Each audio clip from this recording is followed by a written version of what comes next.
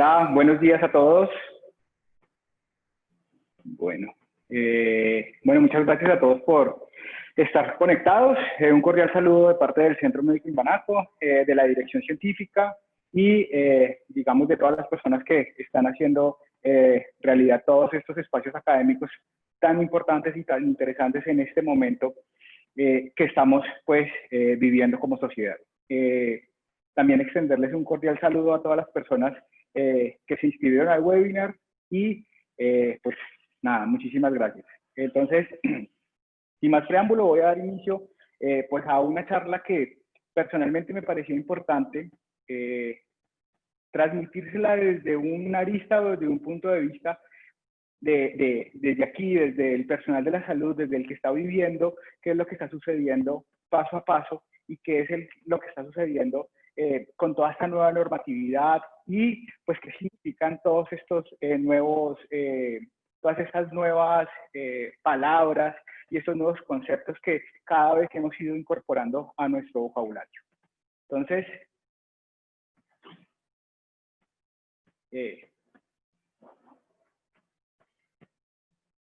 listo. Entonces, básicamente, les voy a dar una claridad frente al tema del diseño del Sistema General de Riesgos Laborales en Colombia. Es un modelo que, así como ha evolucionado el sector trabajo, pues ha ido evolucionando a través de las necesidades y de las expectativas y justamente del contexto social que pues va teniendo cada país. Entonces, el modelo colombiano es un modelo basado en el aseguramiento, en la competencia y en la prevención. Y aquí que es muy importante entender del modelo del Sistema General de Riesgos Laborales colombianos es que el aseguramiento está basado en el traslado del riesgo que antes tenía el empleador y se lo va a transferir a una administradora de riesgos laborales a cambio pues de una prima mensual que es responsabilidad del empleador. Entonces digamos que ese es el primero de los criterios. El segundo es un criterio de competencia. Básicamente cuando inicia todo este tema de los riesgos laborales, todo, como ustedes lo recuerdan, previamente había estado concentrado a través del gobierno y a través del Instituto de los Seguros Sociales, con la venida de la ley 100, que lo que hace es coger los ramos y dividirlos, pues básicamente lo que quiere la competencia es que otros actores particulares pues puedan entrar al juego y puedan explotar el ramo riesgos laborales, justamente permitiendo que esa competitividad lleve a una mejor prevención de riesgo. Y pues prevención básicamente como el origen de todo el tema o todo el fundamento que tiene este seguro y esta póliza como tal, pues que como ustedes saben cubre los riesgos laborales. Entonces, ¿cuáles son los objetivos fundamentales del Sistema General de Riesgos Laborales en Colombia? Uno es el de prevenir. Y si lo vamos a llevar al contexto de lo que nos está sucediendo en la pandemia, pues es prevenir que unos sujetos que ellos han nombrado como sujetos de primera línea o como unos actores de la primera línea o como unos trabajadores de la primera línea, pues es justamente prevenir que pues no vayan a desarrollar o no vayan a contraer el COVID-19. Entonces ese sería uno de los primeros objetivos. El segundo es cubrir. ¿Cubrir qué? Cubrir prestacionalmente lo que está ocurriendo. Y las prestaciones de este sistema son de dos tipos. Unas que vamos a llamar económicas y las otras que las vamos a llamar asistenciales. Entonces, quiero prevenir y quiero cubrir. También quiero valorar. ¿Y qué voy a valorar? ¿O qué debe valorar? ¿O cuál es el objetivo de valorar? Justamente determinar si asociado a esa enfermedad que yo me expuse, adquirí, yo llego a tener una pérdida de mi capacidad laboral asociada a esa exposición. El cuarto objetivo es reparar, o sea que si yo ya tengo un daño que ya tiene tasada una pérdida de capacidad laboral, pues la idea es que la indemnización que nace en esa reparación de ese daño causado, pues haga que este objetivo se cumpla y finalmente reincorporar. Ese es otro de los objetivos muy importantes y reincorporar a ese trabajador que se expuso a COVID-19 y que desarrolló la enfermedad, que tuvo una secuela o que no tuvo ninguna secuela y que se va a reinsertar otra vez a su trabajo. Y finalmente, pues valorar el riesgo para evitar la no repetición de eso que está sucediendo. Entonces es muy importante que en los objetivos fundamentales no podemos perder cuál es el horizonte de las administradoras de riesgos laborales. Después, ¿Cuáles van a ser las prestaciones de las que le hablaba en el segundo punto? Entonces, yo tengo unas prestaciones que las voy a llamar prestaciones económicas a cargo de la ARL. Entonces, usted, como trabajador de la salud o como trabajador de primera línea, tiene derecho a unas prestaciones que las vamos a llamar económicas. Esas prestaciones económicas, ¿cuáles son? Pues va a tener un subsidio o un auxilio por incapacidad temporal, lo que conocemos comúnmente como la incapacidad. Y recuerden que en el régimen de riesgos laborales, pues se maneja al 100% del ingreso base de cotización. También voy a tener derecho, si asociado a esa exposición y al desarrollo de esa enfermedad, tengo una incapacidad permanente parcial, tengo derecho a que se me sea reconocido pues la indemnización asociada a ese porcentaje de pérdida.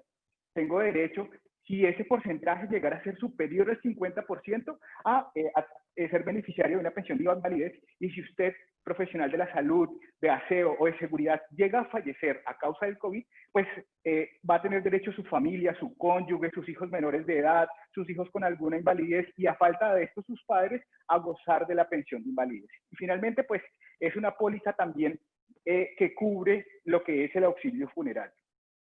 Prestaciones económicas. Esas son las prestaciones a las cuales ustedes van a tener derecho. Pero también hay otras prestaciones que las hemos llamado como prestaciones asistenciales. Entonces, las prestaciones asistenciales justamente lo que buscan es cubrir toda esa prestación por esa exposición y usted va a tener derecho y a cargo pues de la administradora de riesgos laborales, asistencia médica, quirúrgica y farmacéutica, servicios de hospitalización, servicios odontológicos, servicios de diagnóstico y tratamiento, medicamentos, gastos de traslado y rehabilitación. Entonces, digamos que estas dos prestaciones, tanto la económica como la asistencial, hacen parte de lo que va a cubrir la ARL frente a la exposición como tal. Entonces, la ley 1568 es una ley muy importante. Es una ley que decreta el Congreso colombiano el 11 de junio del 2012. Y en su artículo 4 me da un marco muy importante. Después de haber tenido un momento de incertidumbre donde no estaba definida claramente de qué se trataba la enfermedad laboral en Colombia, y me reporta la enfermedad laboral como esta contraída por el resultado de la exposición a factores de riesgo.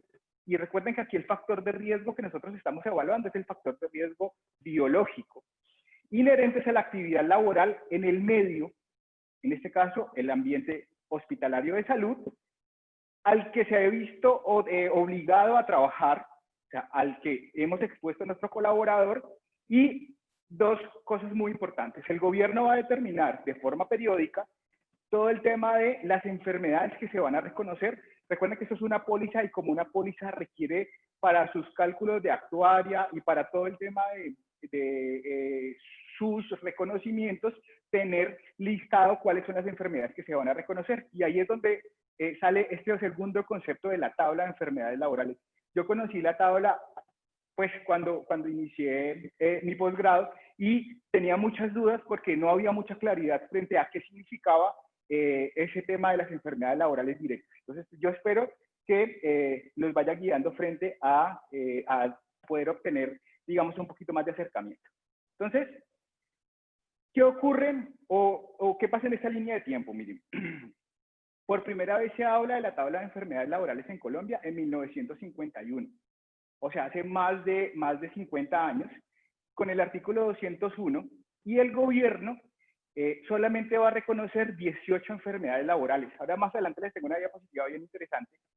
Posteriormente, 36 años después, en 1987, el decreto 778 modifica esas tablas y se reconocen 40 enfermedades laborales. En el 2009, el decreto 2566 ya incorpora dos patologías muy importantes, que son patologías causadas por el estrés en el trabajo, derivadas del estrés, y finalmente el decreto 1477, que trae la tabla de enfermedades laborales que conocemos actualmente, donde hay 403 diagnósticos CIE-10, y actualmente con el COVID-19 se reconocen 2 diagnósticos más. Entonces, en ese orden de ideas y entendiendo esta línea de tiempo, ¿qué ocurrió en 1951? Miren, en 1951, el artículo 202 de origen laboral, miren lo que dice.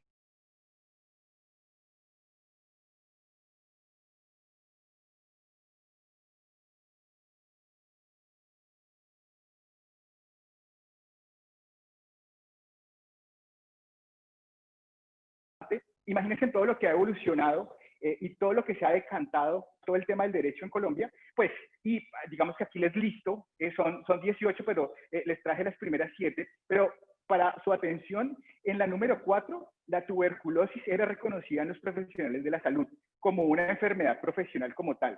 Y recuerden pues que este decreto en ese momento reconoce eso. Miren qué dice más adelante frente al tema del artículo 204 en las prestaciones. Como estaba planteado hace más de 50 años.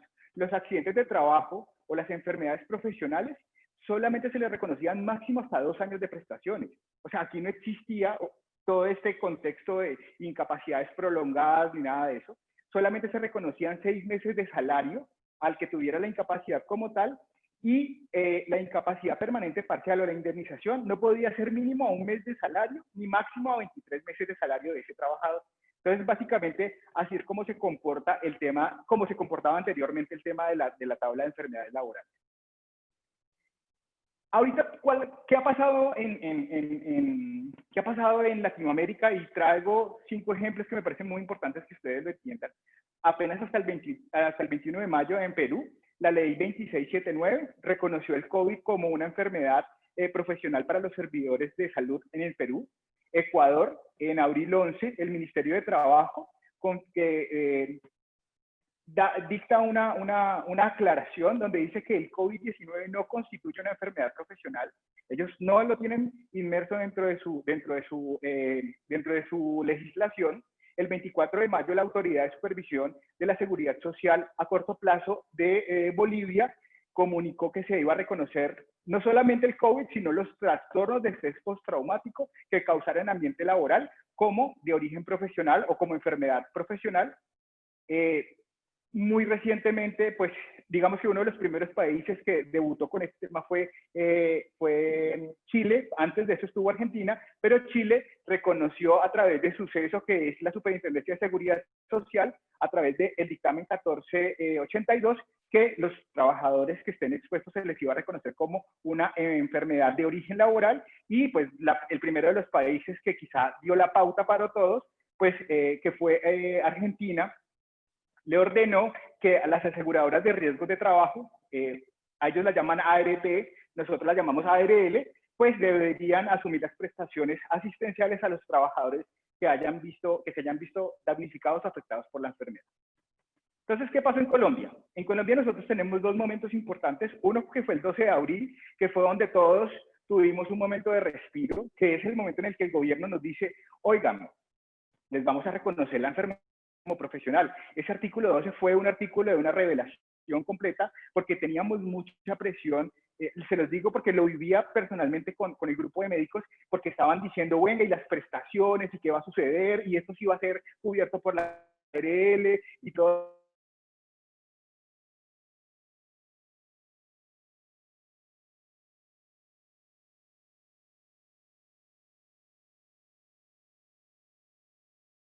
El 7 días, el 19 de mayo, sale este decreto supremamente importante, donde ya se lista dentro de las enfermedades a la enfermedad que fue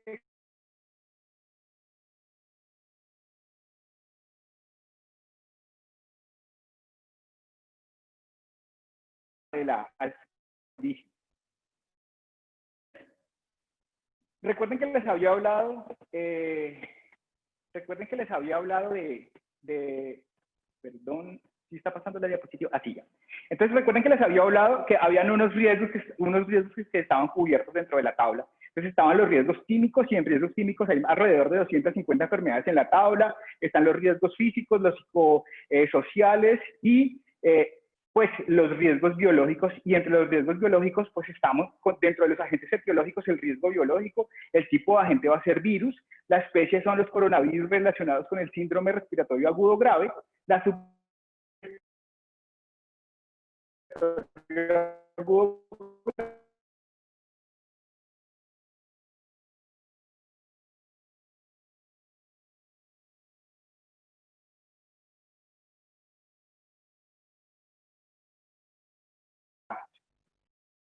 Entonces, aquí venimos a aclarar pues muchos de los conceptos. Y digamos que este lineamiento, que es el trabajador expuesto, que nos lo da no solamente el lineamiento colombiano, sino que lo trae a través de lo que se habla en el CDC, que el trabajador expuesto, ojo que no solamente es el médico, también a las enfermeras.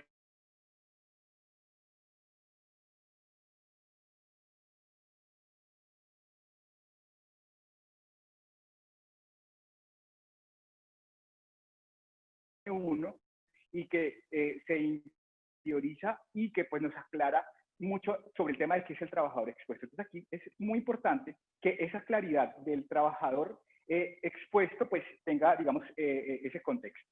Entonces, ¿a quién cubre?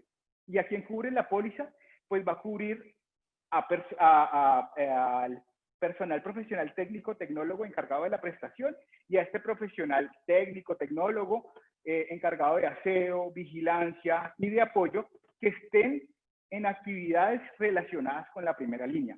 Entonces aquí, digamos que también hay un concepto que no ha sido claro frente al tema de la primera línea.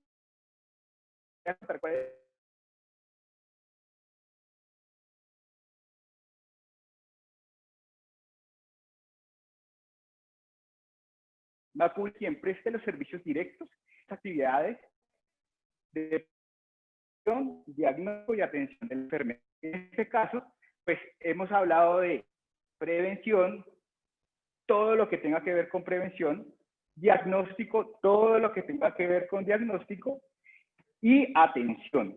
Entonces, importante que es cuando usted empieza a determinar eso, es usted dónde está parado. Usted es un servicio de prevención, usted es un servicio o usted está prestando actividades asistenciales en diagnóstico o está prestando actividades basadas pues, en la atención directa del paciente con COVID. Y viene el concepto. Entonces, este es el concepto que nosotros hemos ido decantando y nosotros hemos llamado a primera línea o a riesgo alto de exposición a todo este personal asistencial y no asistencial que tenga o que pueda configurarse como un contacto estrecho hospitalario. Entonces, yo traigo información de OSHA y traigo información de lo que dice el Ministerio en la Circular 017 y de lo que dicen los europeos frente al tema de el riesgo de primera línea es exposición directa o exposición clasificada como riesgo. Ahora bien, todas esas labores que estén ubicadas ahí las vamos a configurar como actividades de primera línea. Hay una segunda línea, que es el personal con actividad laboral y que no incluya dentro de esa actividad un contacto estrecho hospitalario. Y eso los hemos pasado a lo que nosotros hemos llamado segunda línea. También exposición indirecta o riesgo bajo exposición. Tenemos una tercera línea, que es el tema del riesgo medio, y es este trabajador en atención a lo que no tiene atención al público, que puede tener elementos de protección personal y los tiene, y puede garantizar el tema de distanciamiento social adecuado. Y eso lo hemos llamado como tercera línea, exposición intermedia o un bajo riesgo de exposición. Y finalmente, la cuarta línea para el ejercicio del Centro Médico Inbanaco ha sido todo el tema de trabajo remoto o trabajo virtual. En ese orden de ideas, lo que nos está diciendo la tabla de enfermedades laborales es que nos va a reconocer a estos profesionales de la primera línea como los profesionales que van a desarrollar una enfermedad laboral directa, dejando la segunda, tercera y cuarta línea no incluida dentro de este beneficio o dentro de esta ganancia que tiene pues el personal de la salud en Colombia. Entonces, aquí que es muy importante que ustedes entiendan y les va a surgir la pregunta de, bueno, si yo estoy en la consulta externa, tengo unas actividades que no son atención a pacientes COVID, probablemente no vaya a haber cobertura en esas situaciones como tal. Debemos demostrar algo que más adelante les voy a decir, que es la relación de causalidad, que si se logra demostrar, va a poder también ser reconocida como enfermedad laboral, pero recuerden que el concepto de enfermedad laboral directa es un concepto de presunción pura, donde se presume que la enfermedad es una enfermedad adquirida y solamente necesita dos requisitos. Uno, que usted sea un profesional de esa primera línea de la que les estoy hablando, donde su actividad laboral configure contactos estrechos hospitalarios, y dos, que usted tenga el diagnóstico. Simplemente necesita esos dos requisitos para que sea reconocida como una enfermedad laboral directa en Colombia. Entonces, decreta en la 676 que se reconocerán las prestaciones asistenciales y económicas de origen laboral desde el momento del diagnóstico. O sea, aquí es muy importante que debemos tener un diagnóstico para nosotros poder ir a solicitar unas prestaciones como tal. Y aquí juega un papel muy importante el diagnóstico, y el diagnóstico de esta enfermedad se hace en este momentico y para los términos de la pandemia a través de una RT-PCR para SARS-CoV-2. Entonces, desde el momento en el que yo tenga el diagnóstico y yo cumplo el criterio de ser un profesional primera línea, yo tengo derecho a solicitar mis prestaciones económicas y asistenciales a través de la ARE. Y muy importante, ¿qué más me dice el decreto? Decreto justamente que no se requiere la determinación de origen laboral en primera oportunidad. O sea, no hay que hacer toda la vuelta de calificación en primera oportunidad por la EPS, ni por las juntas, ni tampoco requiere pues un dictamen como tal. Eso es lo que lo vuelve directo como tal. Y les coloqué decreto en mayúscula y grande, porque decretar es justamente, miren, sobre esto no hay controversia y sobre esto no hay ningún tipo de objeción. Esto es lo que está decretando, que se le debe reconocer al personal de la salud de esta primera línea que tiene un diagnóstico positivo. Entonces es muy importante que entiendan que esas son las garantías que le están colombiano por ser un profesional de la salud. Importante también que ustedes tengan en contexto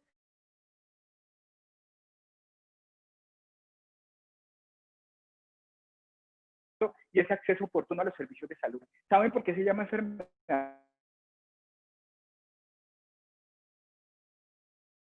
laborales?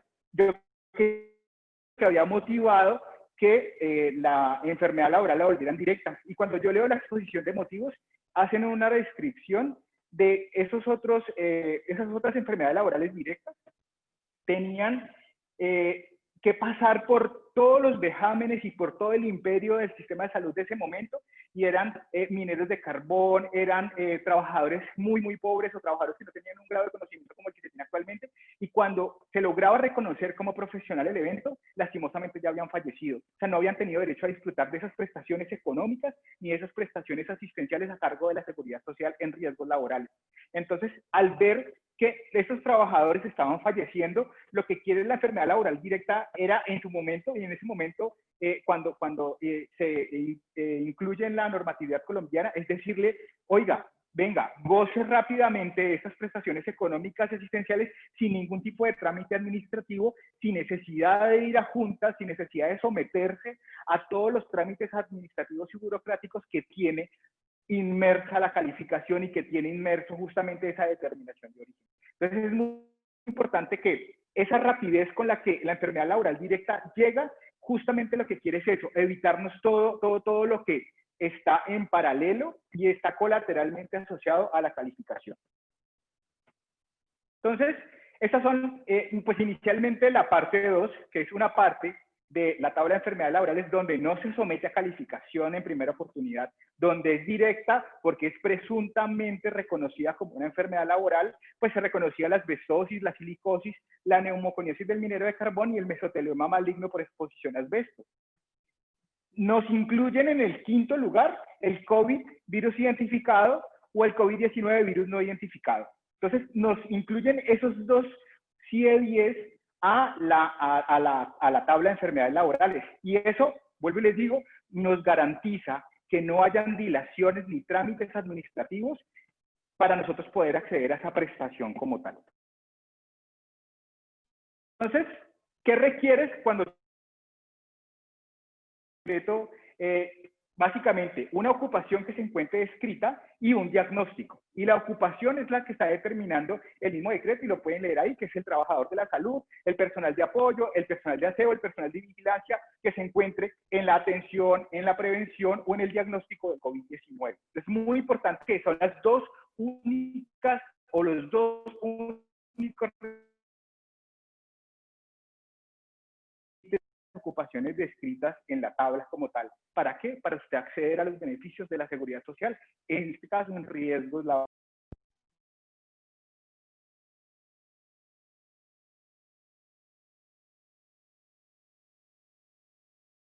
Claro,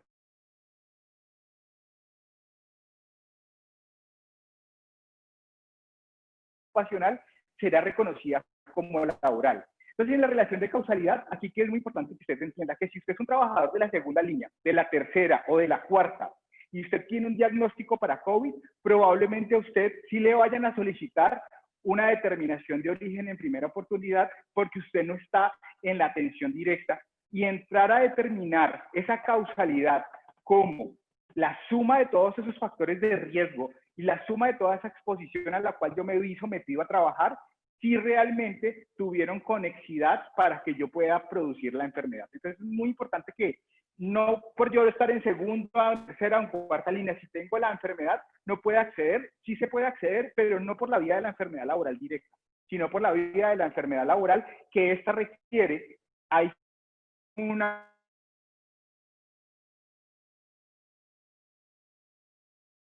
requisitos que ya están listados y dichos por decreto reglamentario, toda la dinámica de las calificaciones, no solamente en primera oportunidad por EPS, sino en juntas regionales y finalmente la controversia. Bueno, pues finalmente de esto se trataba un poquito lo que les quería contar. Quiero aprovechar este espacio para agradecerle a mi equipo de trabajo. Han sido maravillosos. Muchas gracias. Estos días nos han tocado trabajo supremamente pesado y supremamente duro. Y pues aprovecho este espacio para saludarlos a todos, para agradecerles su entrega, para agradecerles todo su tiempo y todo el empeño que están colocando. Muchísimas gracias por haber estado conectados y les retornaremos las diapositivas a los correos electrónicos para que ustedes tengan esta información. No sé si damos espacio en leer un par de preguntas.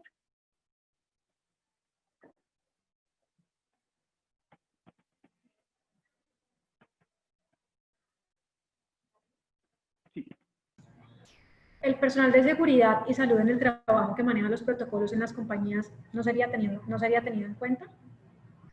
No. Recuerden que la enfermedad laboral directa se configuró justamente para el personal de la salud, que esté en esa atención de la primera línea, que era la que les había explicado anteriormente. Entonces, lo primero que nosotros tenemos que entender es, si yo estoy en esta línea de atención, pues claramente yo sí voy a ser reconocido, y si mi profesión está dentro de las profesiones listadas. Las profesiones listadas por ocupación, ya saben que son trabajadores de la salud en cualquier tipo de disciplina. Ojo que en trabajadores de la salud no dicen, son médicos urgenciólogos, no. Incluye auxiliares de enfermería, fisioterapeutas, respiratorios, todas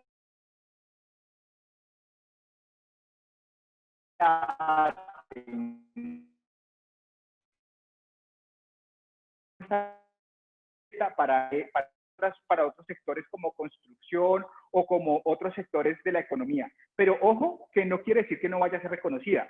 No va a ser reconocida como enfermedad laboral directa, pero sí puede ser reconocida como enfermedad laboral, y aquí es muy importante que la carga de la prueba la tiene el trabajador, porque hay algo que se llama la relación de causalidad, y en la relación de causalidad es muy importante que ustedes tengan en cuenta esto. En la relación de causalidad, que como su nombre lo indica,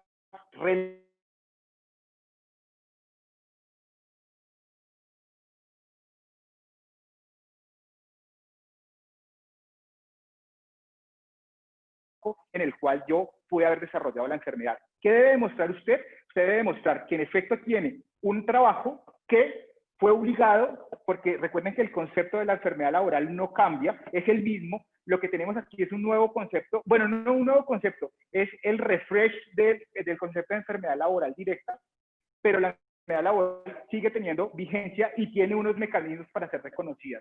Pero sí debe reconocerse como tal, pero no por la vía de la enfermedad laboral directa. ¿Se deben investigar posteriormente las enfermedades por COVID? Y esa es una pregunta muy importante, y la estuve comentando con las personas que son técnicas frente a eso.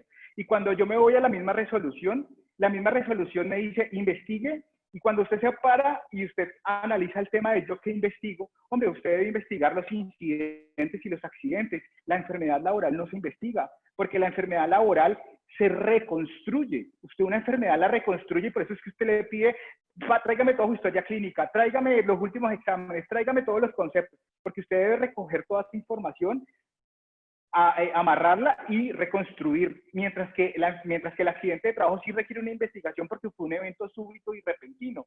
Aquí es el proceso de una exposición. Así que solicitar una investigación de enfermedad laboral, yo personalmente no lo considero apto y considero al contrario que estamos entorpeciendo lo que quiere la enfermedad laboral directa, reconocer rápidamente prestaciones económicas y asistenciales a las víctimas del COVID en primera línea. Entonces, someter a un trabajador a que yo debo reportar una investigación, creería yo que estaría en contravía de lo que quiere la enfermedad laboral directa, y es que se reconozca rápidamente y yo acceda rápidamente a estos beneficios de la seguridad social. Por exposición directa, ¿el evento ingresa a la ARL como accidente de trabajo? Ahí hay dos conceptos importantes en accidente de trabajo y enfermedad laboral. Accidente de trabajo nunca lo nombré, pero básicamente, permítame en este ejemplo, para la ARL, que es una póliza, y como póliza tiene unas coberturas, la póliza o las coberturas de ARL cubren dos eventos de origen laboral, el accidente de trabajo y la enfermedad laboral. Entiéndase como el accidente de trabajo ese evento repentino y súbito.